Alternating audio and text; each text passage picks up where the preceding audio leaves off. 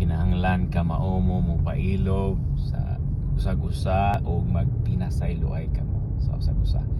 Unang sulat ni Apostol Pablo ngadto sa taga-Kolose sa kapitulo 3 bersikulo 13. Mao ni ang ika-12 nga hugpong sa mga katawhan nga isipon, kinahanglan isipon nato, dawato nato nga atong isikatao, atong mga silingan.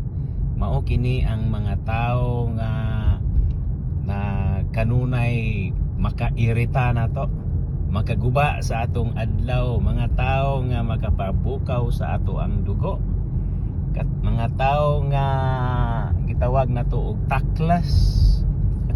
Mga tao nga basta dadunon og sabot. Ikinahanglan nato ang pasensya ug pailog nato nila.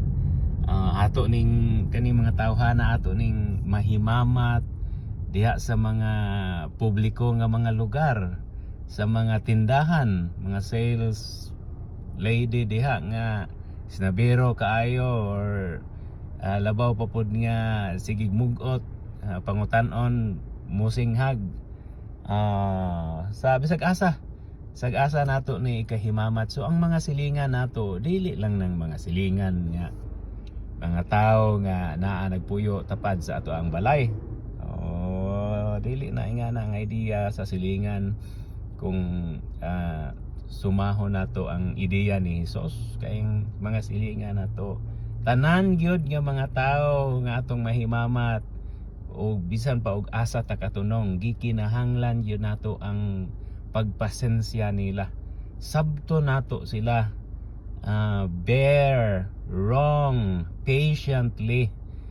Kay kun dili it's either kita mo'y maguba ang ato ang adlaw, magkuan gyud ang ato ang buna di ana. Sige lamang taog X nga to ang kilay di ana. Mao na nga mo pasensya na lang, mas makatabang na nato sa atong physical, emotional, psychological life o labaw sa tanan makatabang pud sa ato ang sikatao nga mao man ni ang gusto isulti sa ato ang Ginoo nga kinahanglan mo pasensya ta, mo pailog ta aron ipadayag nato ang gugma, aron ang gugma sa Ginoong Hesukristo musanag ngadto sa uban.